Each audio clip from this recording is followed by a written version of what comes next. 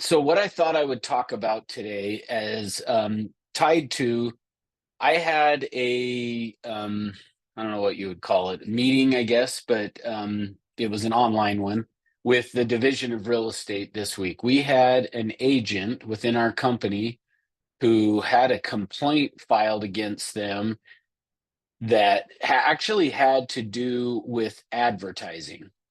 And because of the complaint that was filed talking about this advertising, what happens with the division is they then request, if a file gets complaint, they're going to then say to you, hey, we need a copy of everything related to this transaction. And so the agent sent in everything that was related to that transaction. And that's when we then got this notification from the division saying, hey, we want to do a meeting and you can either come down here in person or we can do it online. And for the sake of saving time, we decided to just do it online. Well, on the meeting, the complaint that was filed, and really this is important, I guess, to understand as well. And we'll talk more about this piece of it. But the complaint was filed because the agent had put an ad on Facebook, and on the ad on Facebook, they did not put that they were an agent or that they are with Century 21 Everest. And so because of that is that this other person filed a complaint against them. So just so that you guys know, there are agents out there watching ads and looking for you to mess up, and then they turn you in either to the board or to the division or both. So this one got turned into the division for not listing the name of the brokerage. And then, as I said, the division then asks for the whole file. We send in the whole file, and then they say, okay, we want to do this phone call. So we got on the phone call, which to me, I felt like this was pretty simple. It like should have been a pretty open and shut case, meaning the agent had not put on there that they are an agent or with Century 21 Everest. And just remember, you have to do that. You've got to put in there that you're an agent and the brokerage that you're with. And the name of the brokerage has to be a reasonable size. Used to say that it has to be half the font size of your name. Now it just says reasonable. So it has to be a reasonable size.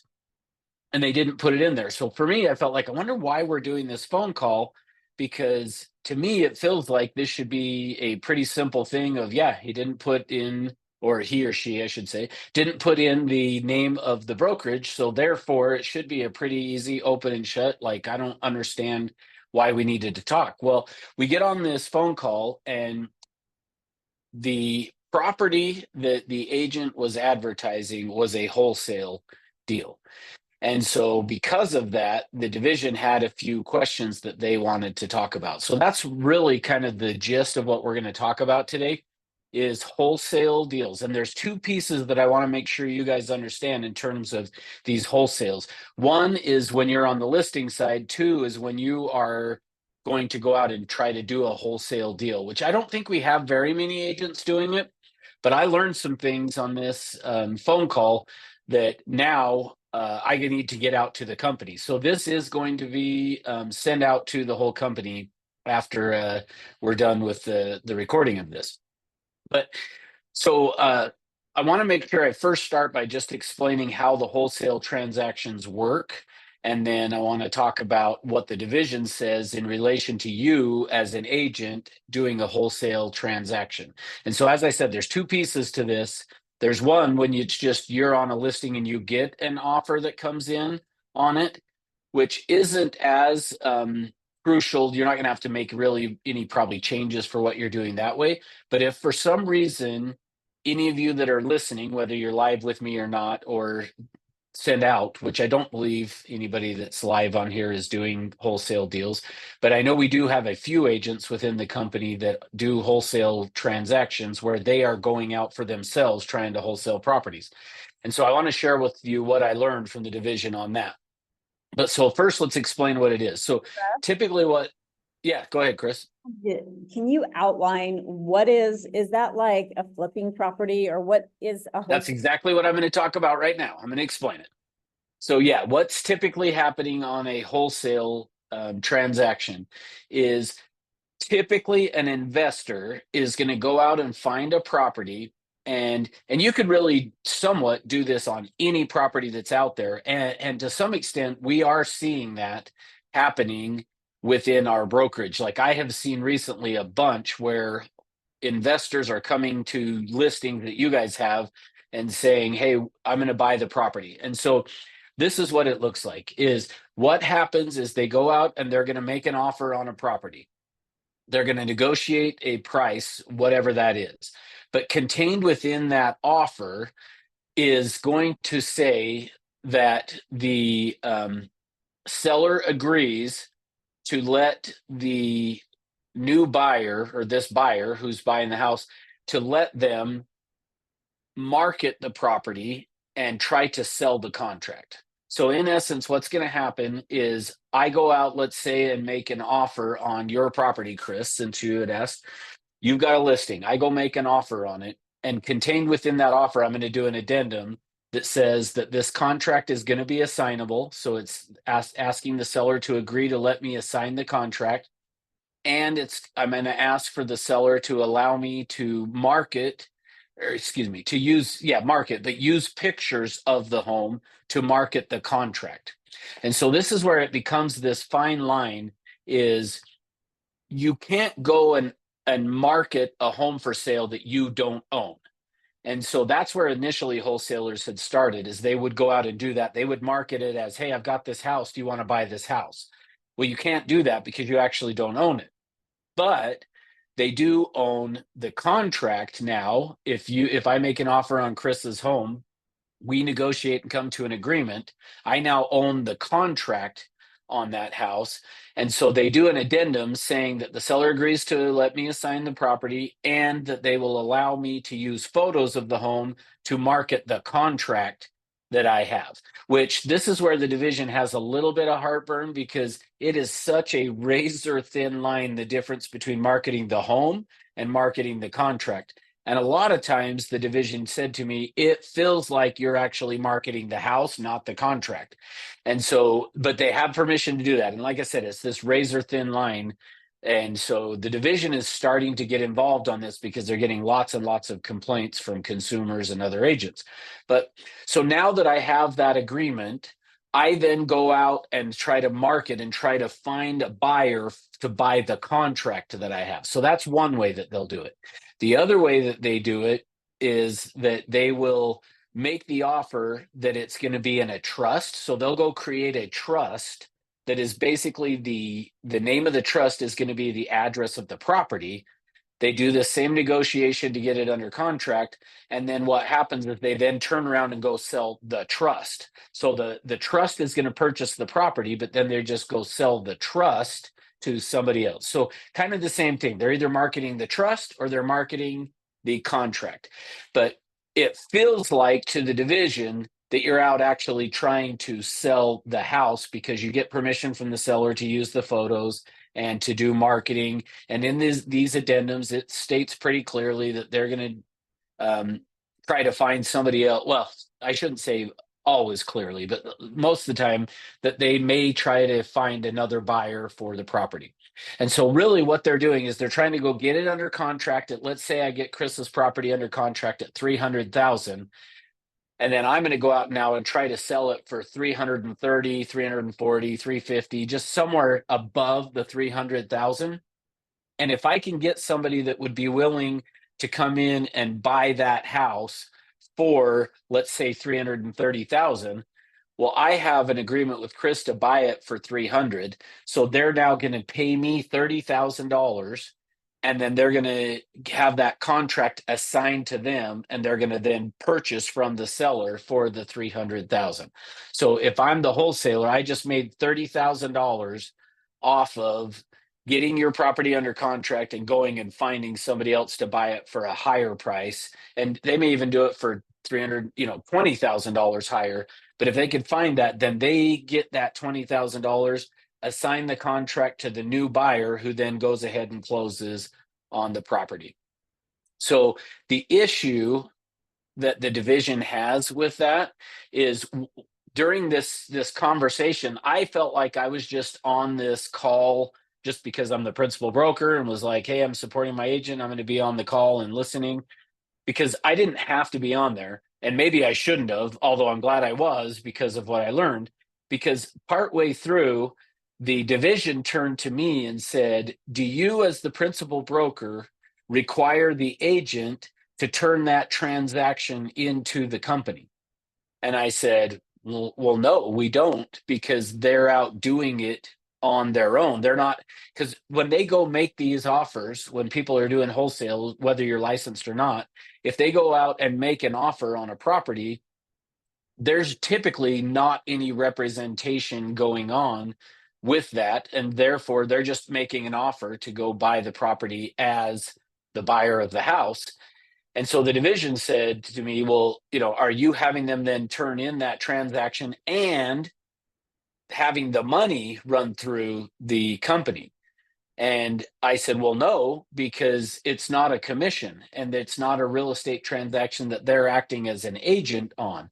And the division told me that from their perspective, and I know, again, you guys watching might not disagree with this, but as I send this out to the company, there may be some people that watch this and go, I disagree that it's not, because but the division's saying that all of the documents for the whole transaction need to be turned into us as the brokerage, and the money that you make off of that transaction, that $20,000, $30,000 or 10 or however, it doesn't matter how much it is, however much money you make off of that has to come through the brokerage and be paid out to you as if it were a commission. And I tried to ask a few questions, because I said, well, that kind of feels like, to me, you're saying if somebody just sells their house, the equity in their house would then need to come through the brokerage. And they said, no, because it's different.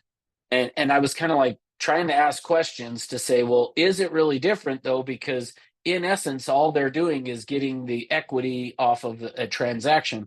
And they said, yes, but they're acting more like an agent, meaning the property never goes into their name.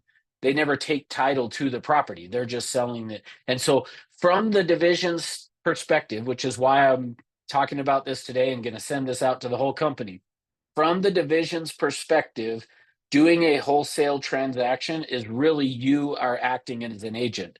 And I said, well, the hard part with that is that now encourages people with a real estate license to go put their license to inactive or get rid of their real estate license if they're doing wholesaling, because you're not required to have a license to do wholesale, to be a wholesaler. And they said that's true, and we're working on that and trying to figure out what we're going to do with that. So they haven't quite figured out what they're going to do with that from the division's perspective, but they told me that as the principal broker, I need to oversee still those transactions, which mean you as agents, if you're doing wholesale transactions, need to be putting them into dot loop and turning them into us as a brokerage. And that's not just Century 21 Everest. From the division's perspective, they're saying every brokerage out there should be doing this. So anyway, that's the idea of what we're doing with the video here today. The other thing that I want to bring up, and then I'll let you guys ask whatever questions you have. But the other thing that came up with it was they asked the question of the agent, have you removed that post? Well, let me back up. First, they said, did you sell that contract? And the agent said, yes. So he or she did wholesale that contract. So they got the property under contract. They went and found a buyer. They assigned them the contract to that new buyer. The new buyer closed on the home. They got paid their money. And the division said, so it did sell. And they said, yes. And then they did the follow-up question of, well, is that ad that you did on social media still out there, or did you take it down? And the agent said, I believe it's been taken down, but wasn't real confident on that, and said that the agent would find out. But they said then with that, once a property sells, you have to take down that social media post, because you're now marketing a home that you probably don't have permission from the new buyer to be marketing the home. So that led me to thinking, oh, we better talk about that in one of these compliance calls, is that if you do any social media posts for listings that you have, once they sell, make sure you go take those posts down and get rid of them, because from the division's perspective, they would look at that as saying you are still marketing a home that you now don't have permission to be marketing unless you did get permission from the new buyer. So if you do want to leave the post up, make sure you get permission from the new buyer to keep that post listed up there, even though it's old and referring to the previous seller, but you do need to have permission. So just a reminder on that, that if you do have social media posts up and the property sells, you will want to take them down. So with that, what questions do you guys have for me? And then I do have one other thing I want to say about the wholesale deals when you're on the listing side as well. But because I'm going to send this video out, I know people are going to be more interested in the first part than the second part, probably. I have a question because I just don't know this. How do you remove? Because I didn't think you could, can you remove like from a post from Instagram or Facebook, or is it, oh, I think you can on one, but I didn't know if you could, can you do that? I thought I don't know that. I don't know how to do that. Well, I am not necessarily a social media expert, but I believe you can go through and delete posts that you have put up there. Or like I say, at a minimum, you could go put something in the remarks of, do an edit to it, say the property no longer for sale, it's sold or something. But yeah, maybe we have somebody else that's more of a Instagram or Facebook or TikTok experts that can say if you can remove them. But I would believe you got to be able to.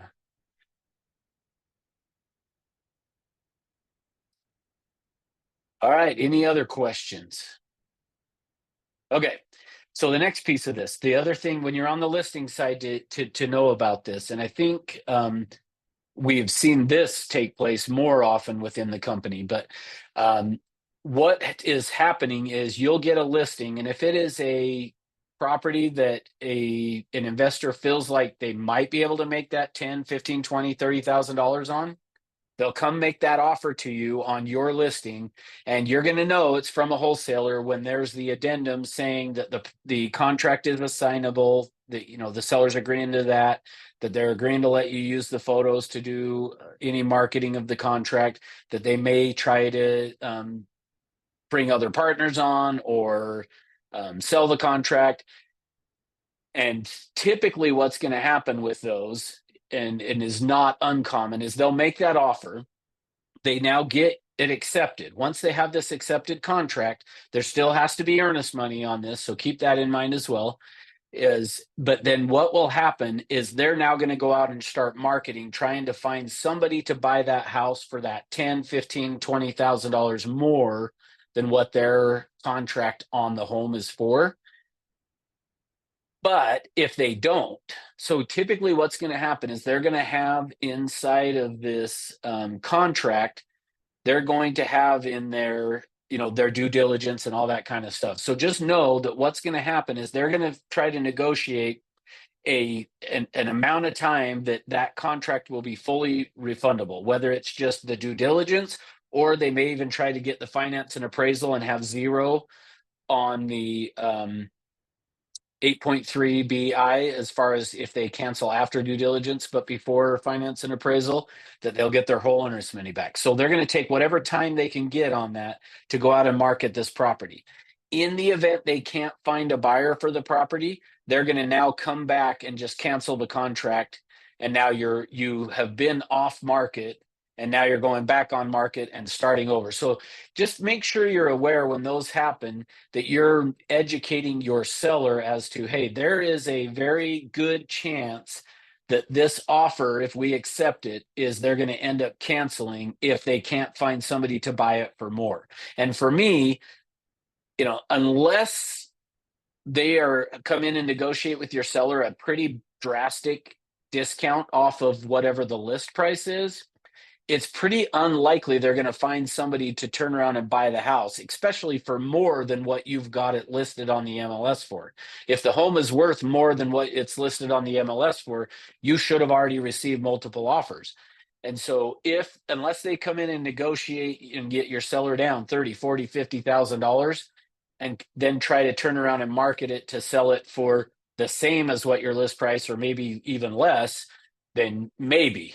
But to me, like, just make sure you're educating your sellers to be careful on that, because they may accept an offer, start making plans to move on, and then during due diligence or finance and appraisal, if they can get all their earnest money back, they'll just cancel the deal and move on, take all the earnest money. So I would say if you do get one of those and the seller is going to accept it, try to really get that due diligence time frame to be really short, and or make sure that part of the earnest money will not be refundable to them.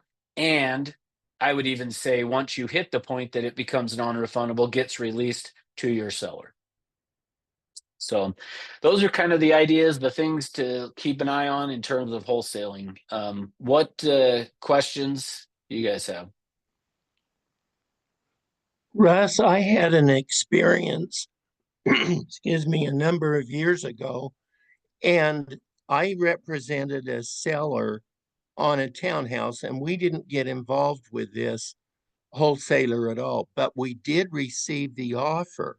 And of course, I showed it to my seller, and everything you've talked about today was on point. There was one little addition which was real crazy. They wanted my seller to be out of the property within 10 days Oh, so they could rent it. They wanted to rent the property within 10 days. So that was another real uh, crazy piece to the offer. But yeah. Yeah, that one would scare me a bit for sure. yeah, So I haven't seen that. I haven't seen those recently on the ones, but yeah, that's interesting. Thanks for bringing that up. Cool. Any other thoughts or comments? Okay. Well, just keep in mind that if you are doing wholesale deals, which again, I don't believe any of you guys that are currently on here are, but as I send this out to the rest of the company, if you are doing wholesale deals where you're out making these offers and doing this kind of stuff, just be mindful that the division's expectation is that I'm aware of that happening. Therefore, it needs to be put into dot loop and submitted to us as the brokerage. And that wholesale assignment fee is usually what they're calling it, is the assignment fee for going and finding the property. That fee, from the division's perspective, needs to run through the brokerage, which would mean we're processing it just like any other transaction. So if you have questions, reach out to me or Jason, and we're happy to discuss it and talk more about it. And we could even jump on a call with the division if you have additional questions. So anyway, if there's nothing else, thank you for being with me. Have an awesome weekend, and we'll see you next time. Thanks, Russ. That was really interesting. Cool. Thanks, Chris.